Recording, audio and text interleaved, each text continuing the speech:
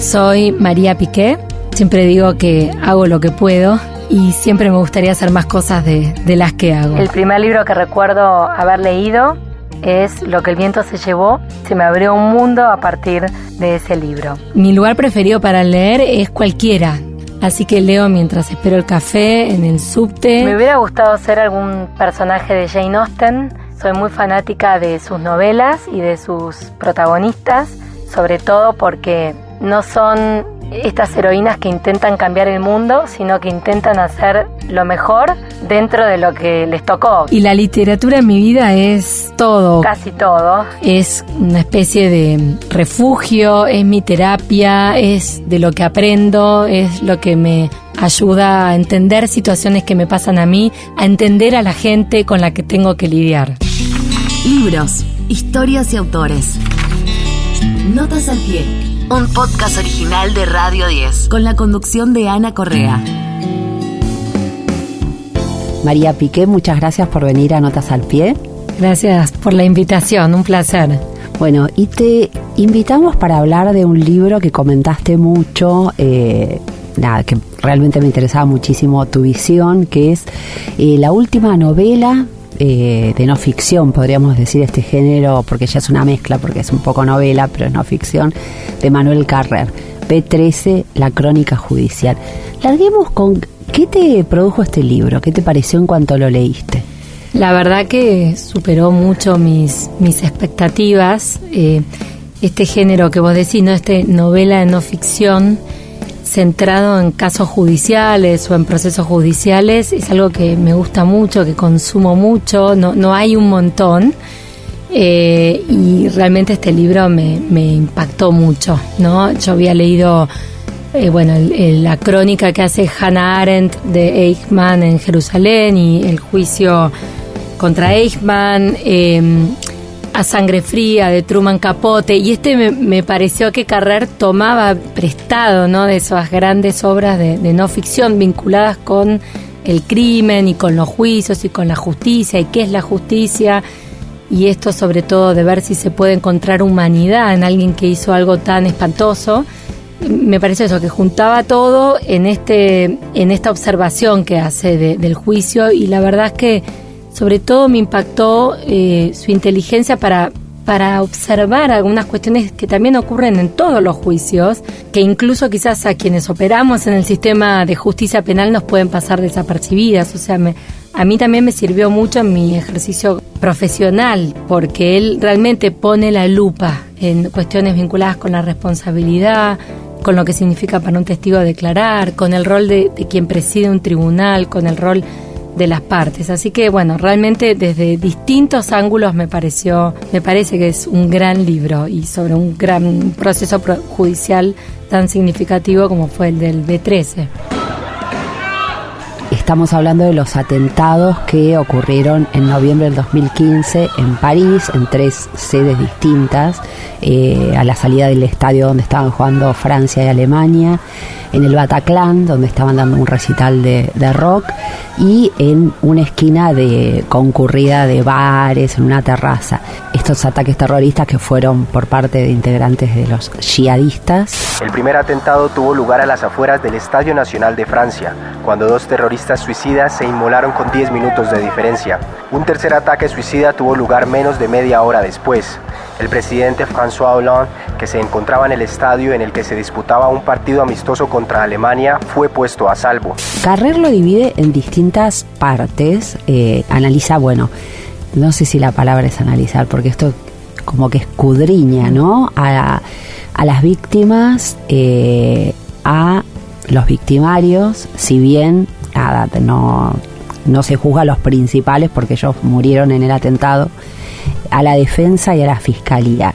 Yo voy a aprovechar, tu experiencia que tenés como fiscal, ¿no? Como la participación de las víctimas en este juicio. ¿Cómo viste algo diferencial a cómo fueron tratados a lo que son los juicios tradicionales o a lo que llega a Carrer en la escucha de las víctimas? Sí, ahí es como que me vino mucho el libro de Hannah Arendt, salvando las diferencias, ¿no? Porque son obviamente escenarios diferentes, contextos diferentes, hechos diferentes, pero sí a mí me hizo pensar mucho en el significado que tienen estos megajuicios, ¿no? Este es un juicio que duró 9 meses, fueron 149 audiencias y declararon un montón de testigos. Y él, primero está esta discusión sobre quién tiene el estatus de víctima, ¿no? Que también él decía, bueno, algunas personas es obvio porque se murió el hijo, la hija, la mamá, el papá, y en otros, bueno, ya la cuestión era más border, ¿no? La persona que estaba dentro del estadio dice, bueno, donde finalmente no pasó nada, se supone que tenía que pasar, pero no pasó. O dice la otra persona que tenía una fiesta de cumpleaños, que le había salido un montón de dinero y que lo tuvo que suspender. Bueno, hay distintos tipos de daños, ¿no? Entonces, bueno, ahí el derecho hace una distinción que hasta a veces puede ser arbitraria, ¿no? ¿Quién tiene ese estatus de víctima? Esa me pareció como interesante esa discusión. Después la discusión del sentido que tienen estos juicios. Y eso es algo que, por eso a mí me vino mucho a la cabeza el relato que hace Hannah Arendt en el juicio de Eichmann, que ella, una de las observaciones que hace de ese juicio es, bueno, acá no lo están necesariamente juzgando individualmente a Eichmann, esto es otra cosa. Estamos tratando de resignificar el horror, en el caso de Eichmann, bueno, lo que sufrió el pueblo judío, y por eso también la importancia de que el juicio se hiciera en Israel. Y en el caso de Carrer, creo que también demuestra de que más allá de adjudicar responsabilidad individual en los 14 imputados que sobrevivieron, porque algunos estaban muertos, había algo más, había una necesidad adicional de las víctimas de ir y contar su historia.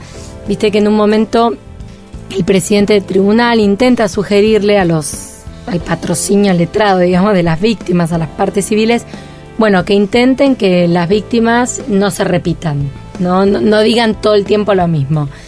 Bueno, y medio que hubo una ofensa y el presidente tuvo que pedir perdón y Carrer cuenta, y porque la verdad es que si bien hay cosas que las escuchábamos todo el tiempo, como fue que al principio pensaron que era un ajuste de cuentas, primero pensaron que eran petardos, después se dieron cuenta que estaban en el medio de un ataque terrorista, bueno, cada persona lo contaba diferente. Y entonces, bueno, terminaban siendo relatos libres y que para las víctimas significaba un montón, sobre todo para quienes estuvieron ahí, ¿no? Contar eso, y no necesariamente eso contribuía a adjudicar, digamos, a determinar la responsabilidad individual de cada acusado. Entonces, esto también demuestra, y yo hice algún paralelo con otros juicios que tuvimos en la Argentina, como pueden ser los juicios por crímenes de lesa humanidad, donde hay una resignificación en ciertos casos de lo que es un juicio, ¿no? No es solo, bueno, ver si hay prueba de que A cometió tal hecho, es mucho más, es tratar de rearmar hechos complejos, un montón de dolor, un montón de daño, y ahí hay muchas voces que circulan que no necesariamente tienen que ver con la responsabilidad de cada persona, y eso es algo que también va marcando Hannah Arendt cuando observa el proceso de Eichmann en Jerusalén, ¿no? Dice, esto terminó siendo un juicio sobre el daño al pueblo judío, sobre sobre el horror del nazismo, no necesariamente sobre Eichmann, ¿no? Buena parte de la prueba no tenía que ver con él. Y entonces ahí también, y esto es algo que Hannah Arendt es un poco crítica, ¿no? Porque ella tiene esta visión más liberal. El juicio tiene que ser para la responsabilidad de una persona. Carrer en esto lo ve distinto y le parece, no lo juzga, dice esto es lo que esto es lo que significa el juicio, necesitamos este proceso, no está ni bien ni mal, es lo que pasa cuando se juzga semejante daño. Notas al pie, la biblioteca desordenada de Radio 10. He leído, oído decir y a veces pensado que vivimos en una sociedad victimista, que mantiene una complaciente confusión entre el estatus de víctimas y el de héroes. Quizá, pero una gran parte de las víctimas a las que escuchamos día a día me parecen héroes indudables. Otra de las cosas que llaman la atención de este libro es que si uno la compara con lo que es el juzgamiento, entre comillas, por los medios y por las redes sociales cuando se comete un crimen, que no hay, aunque un montón de veces vemos que enseguida te marcan en las redes sociales este fue el asesino o este fue el que lo robó y quizás después no es, como que es otro tiempo, y Carrer explica cuál es el rol del derecho para, digamos, que no estemos en un estado de salvajismo, que ante un crimen existe el derecho para ordenar, para dar tranquilidad también. Y yo sé, ojalá todos leyeran esta parte, pero claro, es algo que no va a suceder, no todos van a leer esa parte. ¿Cómo ves vos esto? ¿Cómo hacemos para tratar de, más allá de todos los problemas que podemos tener con críticas a determinadas prácticas de un poder judicial y del otro, para entender que a veces, digamos, el costo de vivir un poco en paz tiene que ver con tomarse su tiempo para juzgar? Y es una buena pregunta, y la verdad que es muy relevante, porque siempre hubo mucho interés de los medios en torno a procesos judiciales importantes, pero bueno, ahora las redes sociales han cambiado mucho el panorama, porque el nivel de viralización y de multiplicación es mucho mayor. Una cosa es la gente mandando cartas de lectores, no sé, escribiendo notas de opinión, y otras son millones de personas en las redes sociales. Y creo que, bueno, Carrer, de hecho, destaca mucho algunas de las cuestiones que decían algunas víctimas, algunos familiares de víctimas que habían fallecido en las terrazas o en el Bataclan, de que no querían venganza, de que querían justicia y de que estaban, o sea, que les daba tranquilidad saber que había un proceso judicial. Me parece que, más allá de los cuestionamientos que hay en todos los países, además de en la Argentina o en la mayoría, sobre los procesos judiciales, sobre el tiempo que insumen, críticas, que el garantismo, bueno, estas discusiones no son solo de Argentina, ¿no? Pero me parece que tiene un poder, sigue siendo, digamos, lo que circula en un juicio sigue siendo muy potente, tiene un poder simbólico muy fuerte. Los rituales, la sala de audiencias, incluso algunas cosas que a veces se cuestionan, ¿no? El estrado, dónde está el tribunal. Bueno, para mí eso es muy importante, transmite mensajes muy potentes y creo que es lo que le puede dar legitimidad a ciertas decisiones. Y creo que no hay que confundir lo que piensa mucha gente con lo que son las redes sociales. Digamos, esto sería quizás otra discusión. Pero yo estoy segura de que mucha gente que pone cosas en las redes sociales, cuando una conversa, cuando se ponen a estudiar un caso, cambia el punto de vista. Sobre esto, por ejemplo, hay algunos estudios de personas que han sido integrantes de un jurado popular, que se les hace preguntas sobre la experiencia después de haber sido jurada o jurado, y dicen cómo les cambió la idea sobre el proceso judicial, sobre la importancia de que un hecho esté probado, de que el Estado tenga la carga de probar la culpabilidad, de lo seria que es una decisión de mandar a alguien en prisión. Entonces, me parece que también hay que diferenciar lo que es la cosa de las redes sociales, de esta viralización, de lo que puede pensar la gente en particular, ¿no? Y creo que los rituales, el simbolismo de la sala de audiencia es un mensaje muy poderoso. Y creo que hay que insistir en eso, y Carrer lo muestra, incluso de parte de algunas de la mayoría de las víctimas, que dicen quiero una condena justa, sobre todo en este caso donde había de hecho 3 personas donde la culpabilidad no estaba tan demostrada, ¿no? Habían tenido una participación menor, ellos alegaban que no sabían que estaban contribuyendo para un atentado terrorista. Entonces, eso también me parece un mensaje poderoso, y es responsabilidad de quienes operamos en el sistema judicial y también de los propios medios de comunicación. Quería preguntarte, porque me llamó la atención, si bien Carrer un poco lo explica, porque él dedica muchísimo tiempo a las víctimas, a los familiares de las víctimas, al tribunal, a los responsables o a los acusados y a la defensa, pero no tanto a la fiscalía. En un momento él dice, bueno, la verdad que para probar que sucedió algo, ¿cómo encontraste el tema del rol de la fiscalía en este libro? Bueno, hay algunas cuestiones, ¿no?, sobre la fiscal, que sobre todo sobre ella, ¿no?, que era alguien muy joven. Creo que sí, que muchas veces el rol de la fiscalía queda un poco opacado, sobre todo cuando tenés partes acusadoras que no son la fiscalía, porque bueno, esas partes acusadoras que representan a las víctimas tienen historias más potentes, ¿no?, que contar. La Fiscalía tiene este deber de objetividad, no actúa a título personal, actúa en representación de una institución, no litiga el caso como propio. Y creo que es lo que quizás puede hacer que no sea tan interesante quizás en términos narrativos. Ahora, a mí me parece que una fiscal como la de este caso, que no llama tanto la atención, es porque está haciendo bien su trabajo, porque es el rol. Y de hecho, por eso también me vino a la cabeza las críticas que le hace Hannah Arendt al fiscal en Eichmann en Jerusalén, que sobreactuó su rol, que estaba como muy ligado con el primer ministro de Israel y hacía conferencias de prensa. Pero bueno, él también quizás sobreactuaba porque no había partes civiles. Creo que acá, viendo partes civiles, gente que acusaba a título personal por ser víctima, creo que es lo que hace que la Fiscalía se pueda ocupar por un rol más objetivo, que quizás es menos potente en términos narrativos, pero bueno, que claramente fue importante en el caso. Una Aleph de Libros Hecho Podcast. Notas al pie, en Radio 10.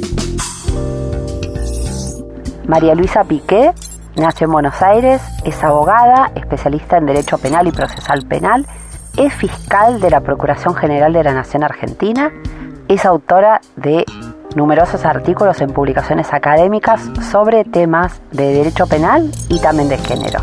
En Twitter es @MariaLPiqué. Notas al pie. Notas al pie. Más que 7 locos detrás de un gran libro.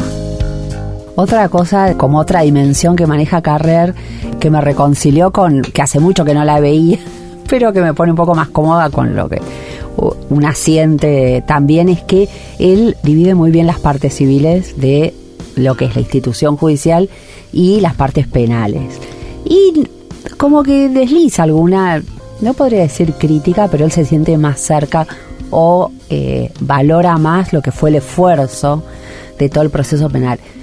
De nuevo, no quiero bajar el nivel de la discusión, pero de nuevo pienso en las redes, ¿no? Como que a veces parece que el abogado privado es el que vale más, porque no depende de, digamos, de toda la estructura, de todo el movimiento.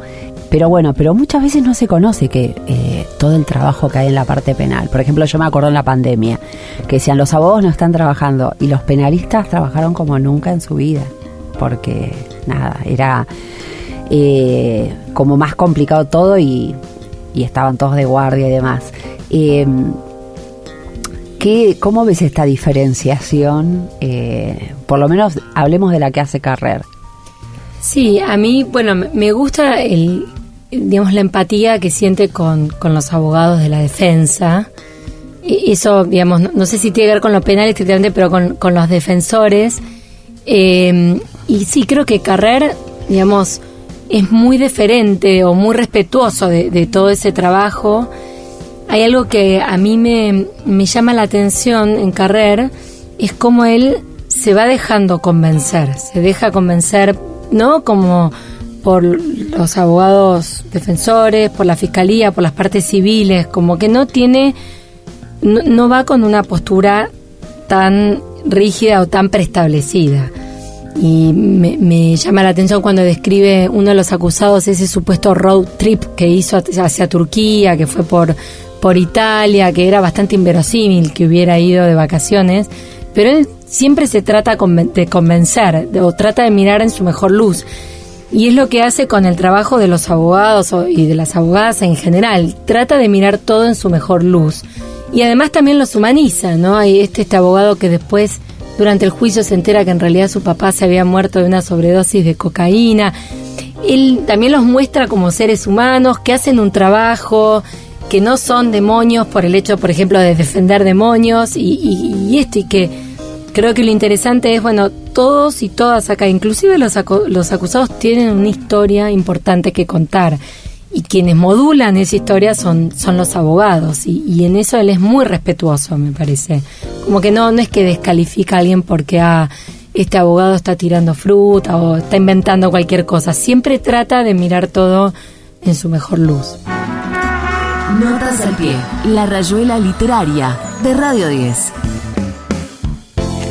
Este juicio tiene una ambición desmesurada, la de desplegar durante 9 meses desde todos los ángulos, desde el punto de vista de todos los actores, lo que aconteció aquella noche. Hablando de los acusados, esa es la parte, porque todo el resto uno la puede analizar racionalmente, desde comparando con otra literatura, con las discusiones que hay sobre la justicia. Pero hay una parte del libro que es cuando describe la vida y el recorrido de los principales implicados en el atentado, y ahí es como que se te va toda capacidad de análisis, ¿no? Como esos padres que de ninguna manera piensan que sus hijos puedan haber sido parte de esto, o que los vieron alejarse y de repente reivindicar cuando estaban decapitando a personas en Siria y demás. Esa parte de nada, humanamente, ¿qué hacemos con esa parte? Sí, a mí me pareció, todavía tengo la imagen de ese matrimonio que vieron al hijo decapitando a alguien, ¿no?, en el Estado Islámico, y él se hace esta pregunta a Carrer, ¿no? Como, bueno, siempre tenemos claro que los hijos, las hijas no son responsables de lo que hicieron sus padres, pero no funciona tanto a la inversa, sobre los padres y madres de gente que cometió hechos aberrantes. No siempre tenemos esa condescendencia, y esto se ha visto en casos judiciales recientes en la Argentina. Siempre parecería que los padres tienen algo de responsabilidad si sus hijos cometen un acto tan horroroso como puede ser los que se describen en este libro. Y a mí eso me angustió mucho. Y después, bueno, la historia de el padre de este terrorista que se murió, que le escribe una carta, ¿no?, al padre de una de las víctimas. Y claro, por eso yo lo relacionaba al principio con esta pregunta que se hace Carrer, de quiénes tienen el estatus de víctima, ¿no? Nos costaría decir, bueno, los padres de estos chicos también son víctimas, porque sería muy fuerte el mensaje. Ahora, ¿cómo viven esos padres, ¿no?, sabiendo que su hijo hizo eso? Y esto está en el libro, esta tensión, esta angustia. A mí, de hecho, yo pienso en esos padres y en lo que cuenta Carrer de esos padres, esas madres, y me sigue angustiando. Y sobre todo esta pregunta, ¿no?, de cómo como sociedad no vemos de la misma manera, bueno, la cuestión de los hijos con lo que hacen sus padres, la cuestión de los padres con lo que hacen los hijos, ¿no? Hay siempre un halo de que hicieron algo mal y que en parte es responsabilidad de ellos. Y creo que Carrer trata de hurgar ahí, ¿no?, y de demostrar que no es tan lineal, que no es tan fácil, y que nadie les va a dar el estatus de víctima, porque, bueno, digamos, sus hijos cometieron ciertos hechos, no fueron víctimas de nada, pero bueno, no es tan blanco y negro, no es tan categórico. Si te pones a pensar un poquito, también nos pasa a nosotros como seres humanos que no nos hacemos cargo, nos damos cuenta que no tenemos culpa de lo que hicieron nuestros padres, pero a la vez, después que una tiene hijos, a veces siente responsabilidad por lo que hacen o dejan de hacer, o orgullo por algo bueno que hacen, como que eso es algo, me parece que tampoco está saldado en uno mismo. Tal cual, y creo que es algo con lo que conviven los padres de la mayoría de estos chicos que nunca pensaron que sus hijos iban a tener ese final o iban a tomar esa decisión. Otra de las cosas que cita Carrer en uno de los testimonios es que uno de los acusados dice, bueno, este juicio es el final de un libro, habría que empezar por el principio. Carrer lo toma, a mí me pareció súper potente, y además Carrer también se lo cuestiona, y pensaba, esto de nuevo vamos a tu experiencia como fiscal, ¿esto suele ser así en los procesos judiciales? O sea, ¿se ve el libro entero o se ve la parte que llega al juzgamiento? Bueno, es algo que nos pasa en los procesos penales, ¿no? El derecho penal tiene una lógica como muy dicotómica, y hay, o sea, como que vamos orillando en la cuestión quizás más de, bueno, estamos juzgando a menganito, a menganita por esto que hizo este día, esta hora y nada más. Y eso es algo, es una conquista, por decirlo de una manera, del liberalismo, ¿no? Del derecho penal de acto, no importa quién es esa persona, no importa lo que hizo con su vida antes, nos importa que cometió un hecho que generó un daño y que es un delito. Pero bueno, a la vez es inevitable que circulen estas historias, la historia del acusado, la historia de la víctima, los contextos, porque es inescindible, ¿no? Como esta famosa frase, yo soy yo y mis circunstancias. Y es inevitable que surjan las historias de vida. Y esto lo muestra muy bien Carrer, porque él muestra las trayectorias de vida de estos terroristas, ¿no? Que no eran monstruos que salieron de la nada. Eran personas que tenían familias, que tenían sus vidas, que tenían amistades y que en algún momento tomaron esta decisión. Y esto creo que es algo muy recurrente dentro de lo que son estas novelas de no ficción, o incluso en la ficción, pero que tiene que ver con los procesos judiciales, que nos tiene que servir para los procesos judiciales de verdad. De hecho, a Truman Capote, cuando escribe A Sangre Fría, una de las cosas que le criticaron en su momento fue que termina teniendo mucha empatía con uno de los autores de este crimen horrendo en Kansas, este crimen gratuito de esta familia. Y creo que es inevitable. Y si eso le pasa a un periodista o a un escritor, y también le pasa a los jueces y a las juezas, porque no es fácil escindir a la persona y a su hecho de todas sus circunstancias. Ahora, el derecho penal va a terminar haciendo un recorte. No se va a juzgar toda la vida de la persona, pero todo eso forma parte de lo que circula y forma parte de esto que llamamos, ¿no?, las teorías del caso. Por más que se terminan reduciendo, siempre está ahí y son elementos que terminan incidiendo. Por más que hacemos de cuenta como que no existe y que solo vamos a juzgar a una persona por lo que pasó el día tal a tal hora a tal lugar, no es fácticamente posible. Bueno, la verdad que espectacular. Te agradecemos muchísimo acá este paso por Notas al Pie. Gracias a vos. La verdad que cualquier ocasión para juntarme a hablar de libros y de justicia penal para mí es muy bienvenida, así que muchas gracias. Escuchaste Notas al Pie, un podcast original de Radio 10, conducido por Ana Correa. Producción Pablo Guayman. Coordinación de contenidos Sebastián Pedrón, Fernando Candellas, Marcelo Figueroa, Martín Castillo. Edición Jorge de Tesanos. Nos escuchamos en el próximo